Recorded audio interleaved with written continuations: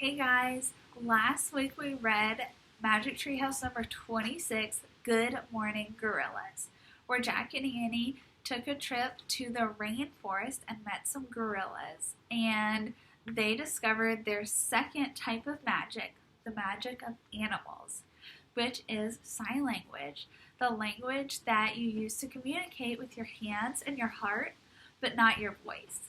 And so today they are going to continue Morgan's task of finding different types of magic with Thanksgiving on Thursday. And this time they're not only going to a new place, they're also going to a new time. So let's go ahead and start our reading for today with chapter 1, which is called What Feast? Come on, said Annie. She stood in the doorway to Jack's bedroom. Let's check the woods. But it's Thursday, said Jack. We're going to grandmother's soon. I know, said Annie, but I have a feeling the treehouse might be back. I think Morgan might have sent us a new rhyme. Jack trusted Annie's feelings. Okay, but we'll have to be quick. He threw his notebook and pencil into his backpack. He followed her downstairs. Be back soon, Jack called to their parents. Very soon, their dad said. Don't forget, it's Thursday, said their mom. We're leaving there for grandmother's at 9 o'clock. I know, said Jack.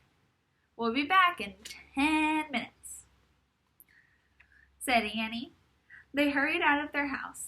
They ran across their yard and up their street and into the Frog Creek woods. Jack and Annie ran through light and shadow until they stopped under the tallest oak. Yay, said Annie. You were right, said Jack. High in the tree was the magic tree house. Jack grabbed the rope ladder and started up. Annie was right behind him. They climbed into the tree house. Sunlight slanted in through the window. Good. Our gifts from our last trips are still here, said Annie. She pointed to the scrolls from Shakespeare's theater and the twig from the gorillas. Proof that we found the magic of the theater and the magic of the animals, said Jack. Look, said Annie. She pointed to a book lying in a dark corner. A piece of paper was sticking out of it. Jack pulled out the paper. It's from Morgan, he said. He read, Dear Jack and Annie, good luck on your third journey to find special magic. This rhyme will guide you. To find a special magic, when work and toil are done, gather all together, turn 3 worlds into 1. Thank you, Morgan. So who do we gather with? Wondered Jack. Annie held up the book. The painting on the cover showed a basket of corn on a wooden table. The title said, A Feast to Remember. We gather at a feast, she said. She pointed to the cover. I wish we could go there. Hold on, said Jack. What kind of feast? Where and when? But the wind had started to blow. The treehouse started to spin. It spun faster and faster, and then everything was still. Absolutely still. Chapter 2. Shh. Jack opened his eyes. Bright golden sunlight poured into the treehouse. The air felt crisp and cool. Annie was wearing a long dress, a white cap, and an apron. Jack wore a jacket with a frilly collar. He wore short pants, long socks, leather shoes, and a hat. His backpack was now a leather bag. I like your hat, said Annie.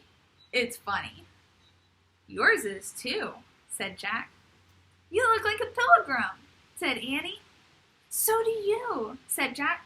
Oh man, I bet we're in the time of the pilgrims. He and Annie scrambled to the window. The treehouse had landed in a tall oak near the edge of a forest. Red and yellow leaves rattled in the cool breeze. Past the forest was a small village, and past the village was the ocean. "It looks like where the Pilgrims lived," said Jack. "We studied it in school." He opened their research book and found a picture of the village by the sea. He read aloud.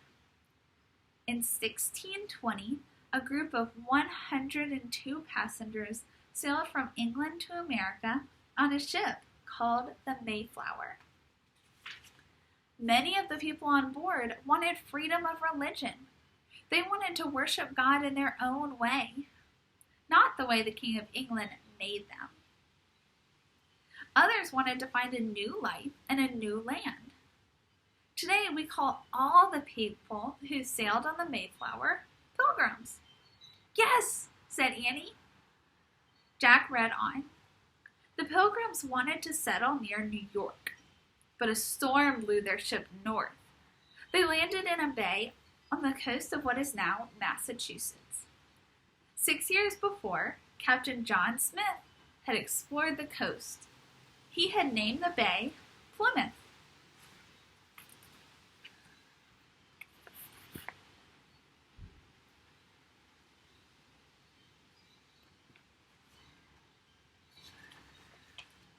"Plymouth," said Annie.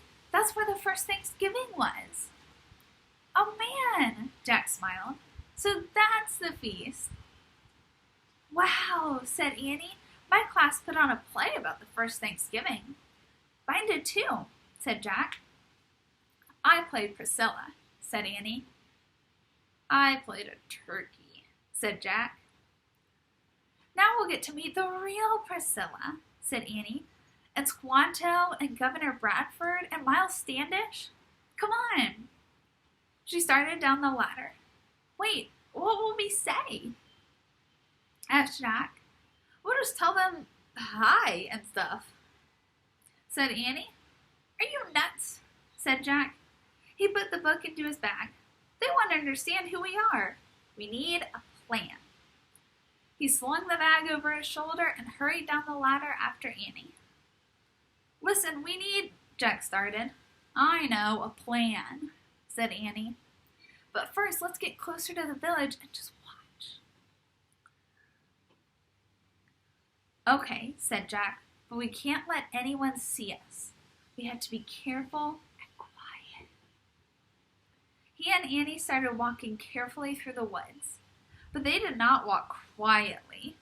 The autumn leaves crunched and crackled under their leather shoes. "Shh," said Jack. "I can't help it," said Annie. "You're doing it too." "Then we have to stop," said Jack. "Let's get behind that tree and watch from there." They crunched over to a tree at the edge of the woods. In the distance was a row of small log houses with steep thatched roofs. Jack pulled out the book. He found the part about the village. Then he pushed his glasses up and read to himself. "The Pilgrims brought chickens, geese, goats, and sheep from England. They brought seeds to plant, and they knew how to make traps to catch wild animals for food. But they could not have survived without the help of the Wampanoag Indian named Squanto. Squanto taught them how to grow corn." "Hi, you," Annie whispered. Jack looked up. Annie was talking to a skinny yellow dog.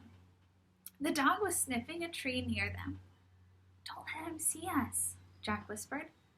"Why?" said Annie. The dog looked at them and barked. "That's why," said Jack. The skinny dog barked again and again. 2 Pilgrim men ran from the other side of the houses. Then more Pilgrims appeared. They all looked in the direction of the barking dog. "Oh no," said Jack. "Let's go back. We don't have a plan yet." He packed up his book and started away from the tree. Suddenly, something tightened around his ankle. A branch snapped. "Ah!" Jack shouted as he was jerked up into the air. All right, guys, chapter 3 is called Wow. And we'll read that tomorrow. So I want you guys to tell me something you know already about the first Thanksgiving or Pilgrims. So what's something that you already know about it? So what's some background knowledge you have? Alrighty guys, tell me what you think.